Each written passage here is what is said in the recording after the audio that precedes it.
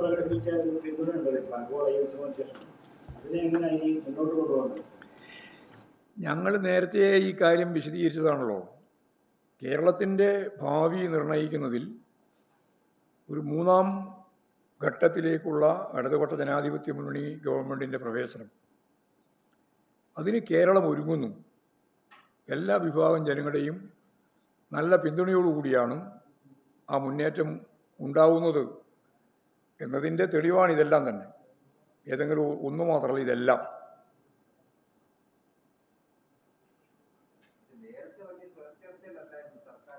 അങ്ങനെ പലതും ചേർച്ച വരികയില്ലേ. സ്വരച്ചേർച്ച ഇല്ലാതെ അടുത്തല്ലേ പിന്നീട് ചേർച്ച വരുന്നത്. സർക്കാരിന്റെ വിശ്വാസമാണ് പ്രതിപക്ഷം ന്യൂനപക്ഷ വോട്ടുകൾ മാത്രം ലക്ഷ്യമിടുന്നു, അവർക്ക് ന്യൂനപക്ഷ വോട്ടുകൾ മതി, ഹൈന്ദവ വോട്ടുകൾ വേണ്ട എന്നാണ്. CPM-ന് ഹൈന്ദവ വോട്ടുകൾ കിട്ടട്ടെ എന്നാണ്. ഞങ്ങൾക്ക് എല്ലാ വോട്ടും വേണം. ഞങ്ങൾക്ക് കേരളത്തിലുള്ള എല്ലാവരുടെയും എല്ലാ വിഭാഗത്തിൽപ്പെട്ട മനുഷ്യരുടെയും വോട്ടാണ് ഇടതുപക്ഷ ജനാധിപത്യ മുന്നണി അഭ്യർത്ഥിക്കുന്നത്.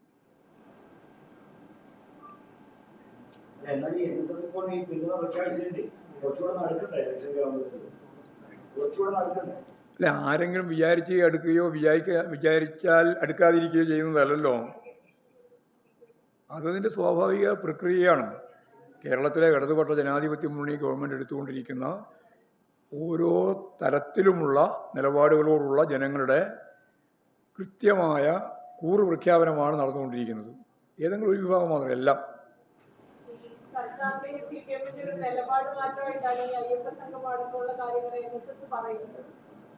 മാറ്റമില്ലാതെ ഒറ്റ കാര്യം മാത്രമേ ഉള്ളൂ, മാറ്റം.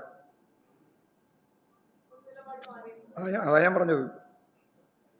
മാറാതിരിക്കുന്ന ഒരേ ഒരു കാര്യം മാത്രമേ ഈ പ്രപഞ്ചത്തിലുള്ളൂ, പ്രകൃതിയിൽ. അതെന്താണ്? മാറ്റമാണ്.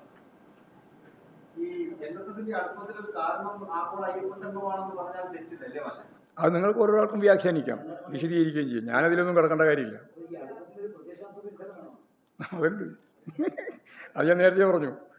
ഇടതുപക്ഷ ജനാധിപത്യ മുന്നണിയുടെ രണ്ടാം ഘട്ടം കഴിഞ്ഞ് മൂന്നാം ഘട്ടത്തിലേക്കുള്ള പ്രവേശനം ഇന്ത്യയിലെ എല്ലാ ഇടതുപക്ഷ ശക്തികളും ജനാധിപത്യ ശക്തികളും മതനിരപേക്ഷവാദികളും ആഗ്രഹിക്കുന്നുണ്ട്. അതാണ് അതിൻ്റെ പ്രത്യയശാസ്ത്രപരമായ ഉള്ളടക്കം.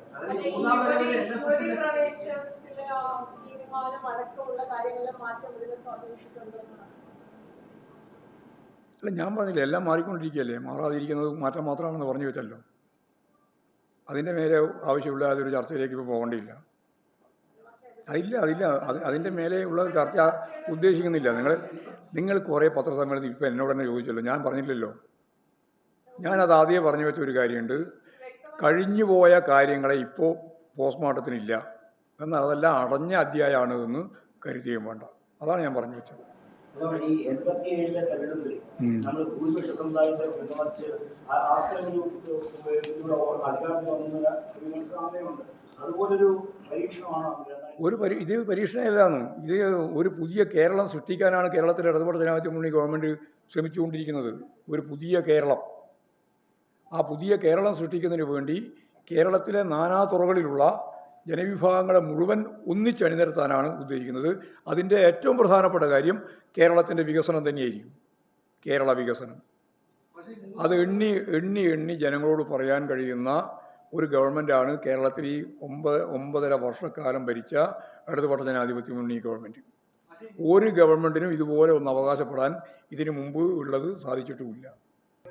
പാലസ്തീൻ ഐക്യദാർഢ്യം ഹിന്ദു വിരുദ്ധമൊന്നുമല്ല. പാലസ്തീൻ ഐക്യദാർഢ്യം ഇപ്പോൾ ലോകം മുഴുവൻ ഒരേപോലെ ഒറ്റക്കെട്ടായി, ലോകരാഷ്ട്രങ്ങൾ ഉൾപ്പെടെ അമേരിക്കൻ സാമ്രാജ്യത്വത്തിൻ്റെയും അതിനോടൊപ്പം നിൽക്കുന്ന ഇന്ത്യ ഗവൺമെൻറ്റിൻ്റെ നരേന്ദ്രമോദിയുടെയും സമീപനത്തെ ഇസ്രയേലുമായി ചേർത്ത് വെച്ചുകൊണ്ട് അതിനിശ്ചിതമായ വിമർശനത്തിന് ലോകം മുഴുവൻ ഇപ്പോൾ തയ്യാറായിക്കൊണ്ടിരിക്കുകയാണ്.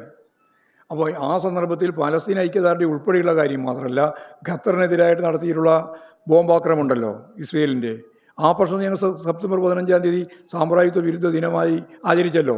ഈ കഴിഞ്ഞ സെപ്റ്റംബർ 15-ന് കേരളത്തിലെ 210 കേന്ദ്രത്തിലും അന്ന് ഞങ്ങൾ ശക്തിയായ രീതിയിലുള്ള ജനകീയ മുന്നേറ്റം സൃഷ്ടിച്ചിട്ടുണ്ട്. അപ്പോൾ ഇനിയിപ്പോൾ പാലസ്തീൻ ഐക്യദാർഢ്യത്തിൻ്റെ ഭാഗമായിട്ട് പാലസ്തീൻ അംബാസഡർ തന്നെ പങ്കെടുത്തുകൊണ്ട് കോഴിക്കോട് വലിയ റാലി നടക്കുകയാണ് വരുന്ന 2-ാം തീയതി. അപ്പോൾ ഞങ്ങളെ സംബന്ധിച്ചിടത്തോളം ഏതെങ്കിലും ഒരു ജാതി, ഏതെങ്കിലും ഒരു മതം, ഏതെങ്കിലും ഒരു വിഭാഗമല്ല. ഞാൻ അതാണ് ഞങ്ങളോട് നേരത്തെ പറഞ്ഞത്. എല്ലാ വിഭാഗവുമായി ബന്ധപ്പെട്ടുകൊണ്ടാണ് ഇടതുപക്ഷ ജനാധിപത്യ മുന്നണി ഗവൺമെൻറ്റും അതുപോലെ തന്നെ CPIയും ഉൾപ്പെടെയുള്ള പാർട്ടികളും ഇടതുപക്ഷ ജനാധിപത്യ മുന്നണി സംവിധാനത്തിൻ്റെ ഭാഗമായിട്ടുള്ള പാർട്ടികളും മുന്നോട്ടേക്ക് പോകുന്നത്. അതാണ്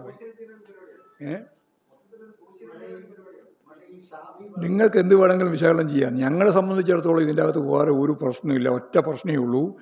കേരളത്തിലെ ജനങ്ങളുടെ ജീവിതം ലോകത്തെ വികസിത രാജ്യങ്ങളിലെ, അർദ്ധവികസിത രാജ്യങ്ങളിലെ ജനങ്ങളുടെ ജീവിതത്തിൻ്റെ നിലവാരത്തിലേക്ക് ഉയർത്തുക എന്നതാണ് ഞങ്ങളുടെ ഉന്നം.